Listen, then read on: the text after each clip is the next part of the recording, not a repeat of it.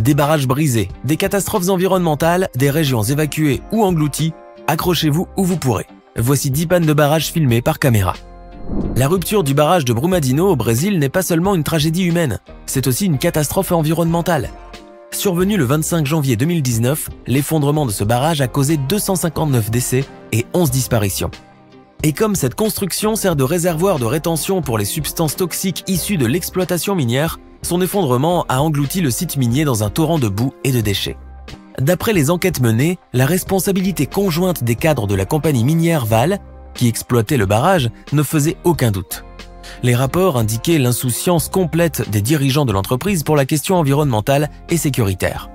Le directeur exécutif de la région, le géologue de la mine ainsi que l'ingénieur en environnement étaient notamment pointés du doigt. Mais le mal est plus profond. La catastrophe de Brumadinho ne se serait jamais produite si les leçons des drames antérieurs avaient été retenues.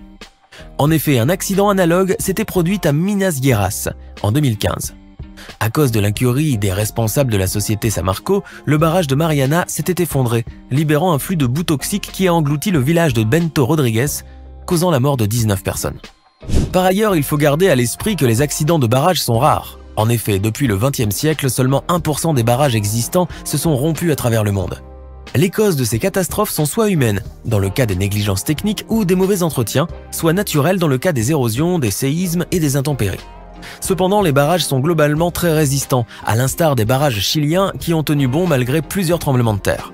La rupture des barrages a toujours pour conséquence un déversement puissant et hors de contrôle des eaux et de la boue contenue dans les réservoirs. Cela aboutit à l'inondation soudaine des espaces et des habitations qui se situent en aval de ces barrages.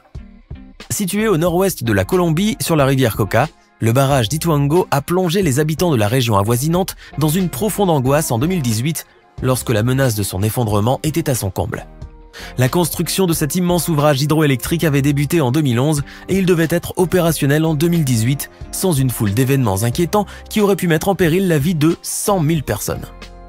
En effet, en avril 2018, des experts internationaux ont tiré des signaux d'alarme en constatant que les matériaux exploités pour l'édification du barrage ne répondaient pas aux normes internationales en vigueur et que la construction était sur le point de s'effondrer.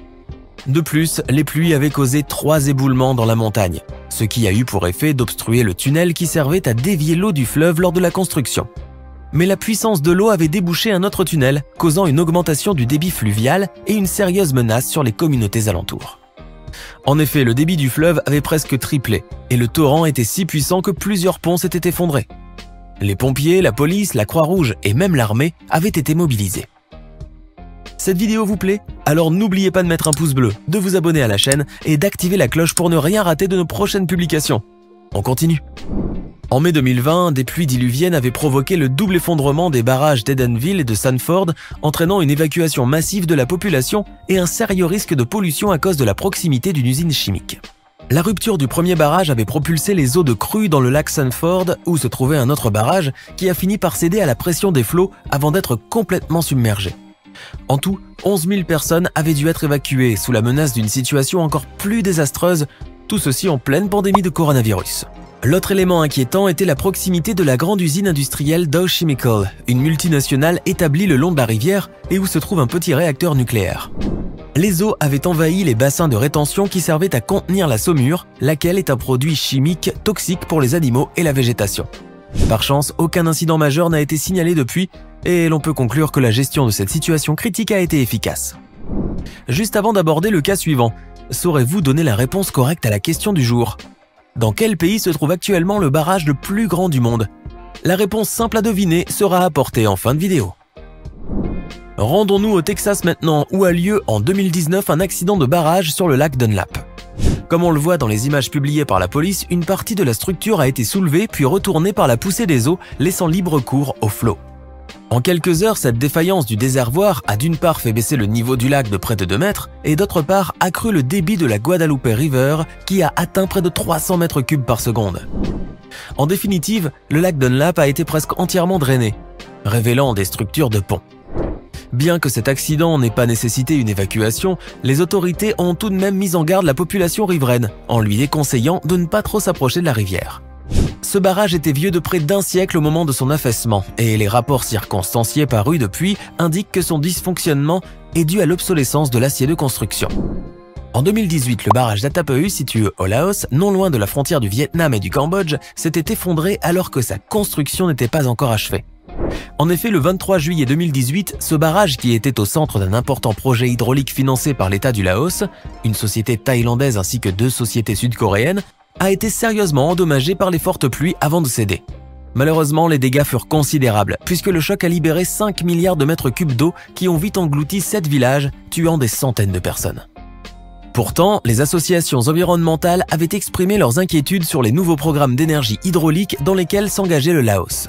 En effet, le fleuve du Mékong, qui nourrit substantiellement la population grâce à sa richesse en poissons, allait pâtir des centrales hydroélectriques et de ses conséquences polluantes. C'est bien ce qui est arrivé. En 2 jours, 7 villages ont été engloutis sous une mer de boue rougeâtre. Après cette catastrophe, la société thaïlandaise en charge du projet avait déclaré que le barrage avait rompu à cause des tempêtes de pluie continues. Au nord de la Birmanie, en juillet 2020, de fortes précipitations ont causé un énorme glissement de terrain sur un site minier de jade, causant plus de 162 morts. Cette catastrophe est l'une des pires qu'a connu le pays, et elle aurait pu être encore plus meurtrière. En effet, les autorités avaient déconseillé aux travailleurs de se rendre sur ce lieu hautement dangereux à cause des pluies torrentielles qui sévissaient alors. Les averses ont fait chuter des amas de pierres dans un lac et le choc a été si puissant qu'une vague de boue aussitôt formée avait submergé une vallée voisine de la frontière chinoise. Plus tard, une importante opération de secours a été mise en place, mais les conditions ont rendu le sauvetage compliqué. Certains se servaient d'un pneu en guise de radeau pour chercher des victimes embourbées. Malheureusement, cet accident sur le site d'exploitation minière n'est pas isolé. En effet, chaque année, des travailleurs rencontrent la mort pendant leur quête de jade, dont la Birmanie est le premier producteur au monde. Très lucrative mais fort mal réglementée, l'exploitation minière en Birmanie compte un grand nombre d'ouvriers non déclarés, ce qui est d'autant plus inquiétant que les conditions de travail sont très dangereuses, surtout pendant la période de la mousson. En Ouzbékistan, l'effondrement du barrage de Sardoba a été un affreux désastre. Des milliers d'hectares de champs de culture ont été détruits et plus de 100 000 personnes ont dû être évacuées en toute urgence. Les faits remontent à mai 2020. Les orages violents qui se sont déchaînés dans la région ainsi que des défaillances dans la construction de la digue sont à l'origine de ce drame qui a touché aussi bien l'Ouzbékistan que le Kazakhstan. La digue, constituée de terre, n'a pu résister à la pression des eaux rendues très agitées par les pluies. Par conséquent, une énorme quantité d'eau s'est déversée brutalement sur les villages proches du barrage. 70 000 personnes en Ouzbékistan ont été évacuées et 30 000 au Kazakhstan. Cependant, il y a eu par chance très peu de victimes. Si ce drame est d'abord climatique, les autorités de l'Ouzbékistan évoquent une faillite technique, car ce barrage opérationnel depuis 2017 ne paraissait pas respecter les normes sécuritaires. Le 14 décembre 1963, au sud de Los Angeles, le barrage de Baldwin Hills s'est brisé à cause d'une défectuosité, libérant plus de 950 000 mètres cubes d'eau. Les quartiers résidentiels qui se trouvaient à proximité ont été totalement inondés. En l'espace de 3 heures, ce barrage a présenté des signes de fracture sur sa partie est, suivi de fuites importantes, avant de rompre complètement avec pour conséquence 5 morts et 277 maisons détruites. Le barrage de Baldwin Hills a été bâti sur une colline pendant et après la Seconde Guerre mondiale, directement sur une faille sismique active. Il faut savoir que selon les sismologues, une faille est dite active lorsqu'elle présente des preuves de mouvement dans les 10 derniers milliers d'années. Or, les strates sous-jacentes au barrage de Baldwin Hills étaient instables et les ingénieurs ainsi que les géologues n'avaient pas pris la pleine mesure du danger au moment de sa construction. Malgré l'échec de ce projet hydraulique, les décisions prises dans l'urgence par les ingénieurs et le personnel d'évacuation sont à leur crédit, car la rupture de ce barrage pouvait entraîner des milliers de morts. L'entretien fréquent de la construction a permis de révéler très vite les carences et la gestion du danger a été efficace. À l'heure actuelle, ce vieux barrage laissé à l'abandon est désormais une place de loisirs administrée par le département des parcs et des loisirs du comté de Los Angeles. Chaque année, le Soudan est frappé par de fortes précipitations en juin et en juillet contre lesquelles le gouvernement met en garde la population. Malheureusement, l'année 2020 n'a pas fait exception et cette fois les dégâts ont été plus importants que les années précédentes. En effet, un barrage dans l'état du Nil bleu s'est brutalement effondré, détruisant plusieurs centaines de maisons. Plus précisément, un flux puissant de 5 millions de mètres cubes d'eau s'est déversé sur plusieurs quartiers. 600 maisons ont été détruites, mais par bonheur, les habitants ont réussi à fuir à temps le danger. La crise du barrage d'Oroville, en Californie du Nord, est d'autant plus inquiétante qu'il s'agit du plus haut barrage aux États-Unis. Mesurant plus de 235 mètres de hauteur, il était même le plus haut du monde du temps de sa construction qui a nécessité un fonds d'1 demi-milliard de dollars. Le barrage d'Oroville, alimenté par la rivière Feather dont il régule le débit, a été conçu pour résister aux séismes et prévenir les crues. Malheureusement, en 2017, des tempêtes ayant fait rage dans la région avaient endommagé la structure du déversoir et compliqué l'évacuation des eaux. ce qui a entraîné des menaces d'inondation d'autant plus graves que plus de 180 000 personnes vivaient le long de la rivière. D'ailleurs, les autorités de Californie n'avaient pas hésité à évacuer la population de la zone à risque en constatant les dommages subis par le déversoir d'urgence. Les dégâts de cet incident se chiffrent à plus de 700 millions d'euros et le rapport de l'enquête a conclu à un échec systémique évitable. En effet, la structure de ce barrage montrait des signes d'effritement et le déversoir principal, bâti sur un terrain qui pouvait s'éroder, nécessitait des travaux de renforcement qui n'ont jamais été réalisés malgré des recommandations nombreuses. Ajoutons qu'en plus du barrage d'Oroville, il se trouve actuellement 15 000 barrages aux États-Unis qui présentent un risque sérieux pour la population riveraine et parmi eux, plus de 2170 présentent des déficiences alarmantes.